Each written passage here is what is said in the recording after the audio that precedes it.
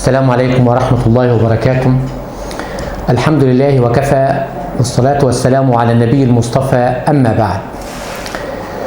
حديثي اليوم بإذن الله تبارك وتعالى حول ركن من أركان الإسلام الخمسة، وهذا الركن جعله النبي صلى الله عليه وسلم هو عماد الدين، حينما قال: الصلاة عماد الدين، من أقامها فقد أقام الدين، ومن هدمها فقد هدم الدين.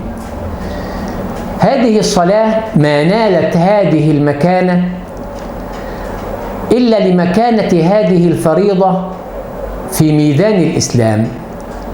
وليس معنى ذلك أن الحج أقل أهمية من الصلاة، أو أن الزكاة أقل أهمية من الصلاة، أو أن الصيام أقل أهمية من الصلاة. كلا، حتى لا يفهم الإنسان فهما خاطئا. ولكن حينما نرى إلى ركن الإسلام الأعظم اللي هو الحج، نجد أن هذا الركن قد يسقط على كثير من الناس، لأن الله عز وجل جعل الحج لمن استطاع إليه سبيلا، وقد تكون الاستطاعة استطاعة مادية وبدنية. وأما الصيام قد يسقط عن البعض أيضا إذا كان الإنسان على سفر، أو إذا كان الإنسان في حالة مرض فيسقط عنه الصيام. وركن الإسلام الزكاة قد يسقط عن بعض الناس، وهم الذين لا يملكون النصاب، أي لا يملكون مال ليخرجوا عليه زكاة أو يخرجوا الصدقة. فربما تسقط الزكاة عن إنسان، ويسقط عنه الصيام، ويسقط عنه الحج. ولكن هل الصلاة تسقط عن صاحبها؟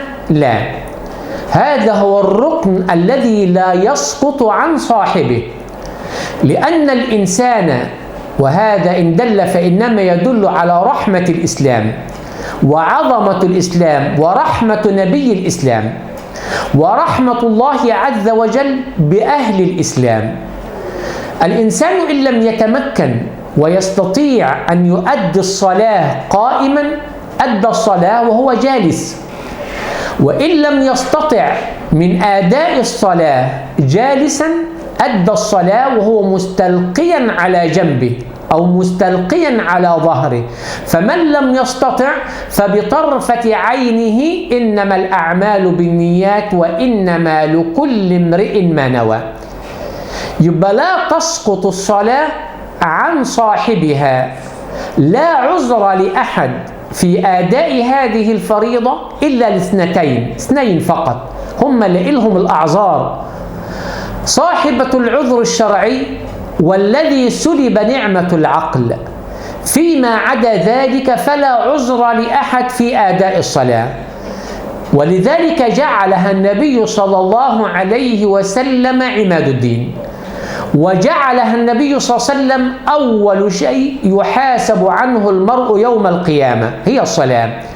فإذا صلحت الصلاة صلح سائر العمل، وإذا فسدت الصلاة فسد سائر العمل. ولكن هذه الصلاة صاحبة هذه المكانة التي يؤديها الإنسان منا. كيفية أداء الصلاة يا جماعة؟ أنا لما بأدي الصلاة بأديها إزاي؟ يا ترى لما بأدي الصلاة بأديها على الوجه الأكمل الذي أمرت به من قبل الله عز وجل، وأمرت به من قبل النبي صلى الله عليه وسلم، أم لا؟ تعالوا كده نشوف سورة البقرة تستعرض هذا الأمر.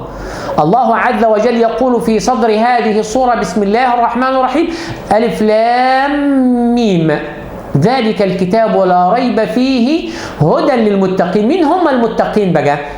علامات المتقين ايه؟ شوفوا ربنا بيقول ايه: الذين يؤمنون بالغيب ويقيمون الصلاة ومما رزقناهم ينفقون. تعالوا بقى شوفوا: ويقيمون الصلاة.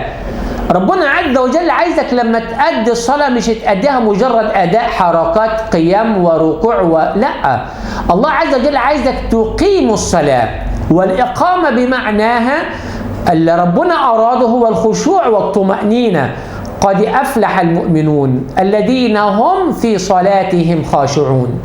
يبقى هناك فرق ما بين إقامة الصلاة وما بين أداء الصلاة. واحد بيأدي الصلاة ولكن أداء للصلاة ليس على الوجه الأكمل اللي ربنا عز وجل أراده لعباده، عمال يأدي حركات ثم هو بعد ذلك لا يدري ماذا يقول في قيامه، لا يدري ماذا يقول أثناء ركوعه، لا يدري ماذا يقول أثناء السجود، لا يدري ماذا يقول أثناء جلوسه بين السجدتين، لا يدري. لا، ربنا مش عايزك تأدي الصلاة على هذا الوجه.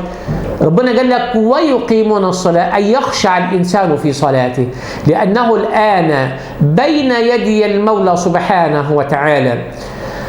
ورد إن أحد الصالحين، وهذه ورد في روايات كثيرة جدا، قيل إنها قد وردت في شأن علي بن أبي طالب، وقيل أحد الصالحين، وقيل الزبير بن العوام، وردت من عدة طرق أن رجل حينما دخل في صلاته قال إنني حينما أدخل في الصلاة، لما أشاروا على الزبير بن العوام بقطع ساقه قالوا نقطع الساق إمتى؟ قال يا جماعة لما رفض إن هو يتناول شيء يغيب عقله عن ذكر الله عز وجل، قالوا خذ مخدر علشان لا تشعر بألم البتر، فقال معاذ الله أن آخذ شيء يغيب عقلي وقلبي عن ذكر الله عز وجل.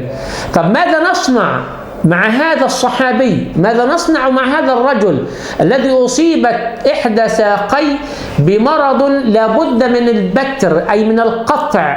قال حينما أدخل في الصلاة وأجلس أو أجلس في التشهد فعند ذلك فاقطعوا ساقي. شوفوا بقى مدى الخشوع، مدى العظمة، مدى الطمأنينة، مدى السكينة وهو في هذه الحالة، حينما يصف نفسه وهو في الصلاة فيقول إنني حينما أدخل في الصلاة أجعل وكأن الكعبة من أمامي والموت من خلفي والجنة عن يميني والنار عن يساري والصراط تحت قدمي، فإذا ما أتممت الركوع والسجود وسلمت لا أدري أقبلها الله عز وجل أم ردها علي. أي خشوع هذا وأي سكينة هذه. هو يأمر الأطباء في ذلك الوقت حينما يدخل في التشهد فليقطعوا ساقه، ولذلك حينما دخل في التشهد بتروا الساق، فلما انتهى من صلاته نظر لمن حوله وقال هل فرغتم من قطع ساقي؟ نعم فرغوا من قطع ساقك يا جبل الرضا ويا جبل الصبر. خشوع في الصلاة، هذه هي الدرجة والمرحلة التي أرادها الله عز وجل لمن أراد أن يقف بين يدي الله سبحانه وتعالى.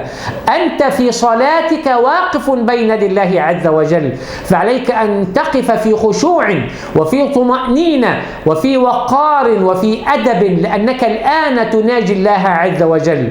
من أراد أن يناجي الله سبحانه وتعالى فعليه بالصلاة، ومن أراد أن يناجيه العلي القدير فعليه بقراءة القرآن. فهذه الصلاة التي أمرنا بها من قبل الله سبحانه وتعالى، والتي أمرنا بها من قبل النبي محمد صلى الله عليه وسلم، هذه الصلاة ليست أداء حركات، ولكن الصلاة لابد وأن يؤديها الإنسان بطمأنينة وبخشوع. ولكن جرت عند بعض الناس، وهذا إن دل فإنما يدل على جهل البعض إلا من رحم الله سبحانه وتعالى. الله عز وجل حينما أمر نبيه بالصلاة، وحينما كلف النبي عليه السلام بالله بأن يأمر أهله بالصلاة، هل أنا مطلوب مني إن أنا لما أقول لابني صلي أو أقول لزوجتي صلي أو أقول لبنتي صلي، هل أنا مطلوب إن أنا أهجر ابني أو زوجتي أو ابني أو بنتي؟ حاشا لله. مين قال لك إنك أنت مطلوب منك أنت تهجر ابنك لمجرد أنه مش بيصلي؟ لا يا أخي، أنت عليك النصيحة، دايما تذكر الأبناء، دايما تذكر البنات. الزوجة ده النبي محمد صلى الله عليه وسلم أمرنا أن احنا نعلم الأبناء هذا الركن منذ 7 سنوات. علموا أولادكم الصلاة عليها لسبع واضربوهم عليها لعشر. وليس المقصود بالضرب هنا الضرب اللي هو الإيذاء، الضرب اللي هو يسيب مثلا عاهة أو يسيب شيء لم يأمر به الله سبحانه وتعالى، لا، الضرب اللي هو العقاب البسيط، العقاب اللي من خلاله أفهم ابني، أفهم بنتي إن أنا غضبان، إن أنا زعلان لمجرد إن هو مش بيصلي. لكن شوفوا ربنا سبحانه وتعالى بيقول للنبي محمد صلى الله عليه وسلم: وأمر أهلك بالصلاة واصطبر عليه. اصطبر، الإنسان عليه أن يصطبر، الإنسان عليه أن يصبر. أنا بأمر بأدعو إلى دين الله سبحانه وتعالى، لكن النتيجة الحتمية مش بتاعتي، النتيجة الحتمية دي عند ربنا سبحانه وتعالى. إنك لا تهدي من أحببت ولكن الله عز وجل يهدي من يشاء. النبي محمد صلى الله عليه وسلم حينما ظل يلح على عمه أبو طالب إن هو ينطق لسانه بأن لا إله إلا الله محمد رسول الله، يقول له: يا عمي بس يقول لا إله إلا الله محمد رسول الله أحاجج بها الله يوم القيامة. ربنا عاتب النبي محمد في قوله تعالى: إنك لا تهدي من أحببت ولكن الله يهدي من يشاء. أنت عليك تدعو الناس إلى الصلاة، لكن لابد أن النتيجة صلي دلوقتي، لا، مش بتاعتي، مش بتاعتك، ده أمر الله سبحانه وتعالى. الله عز وجل أمرك أنك أنت تدعو الناس إلى الصلاة، كونه يصلي أو ما يصليش سيب الأمر مفوض لله سبحانه وتعالى. إنك لا تهدي من أحببت ولكن الله يهدي من يشاء. ادعو إلى سبيل ربك بالحكمة والموعظة الحسنة وجادلهم بالتي هي أحسن.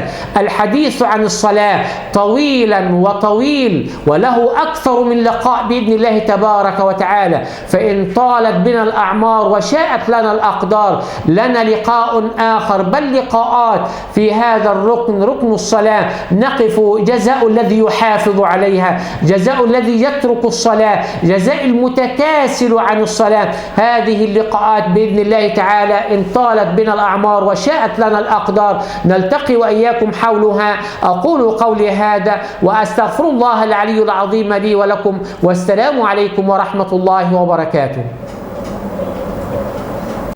تابعونا على قناة الأستاذ محمود يونس على قناة اليوتيوب.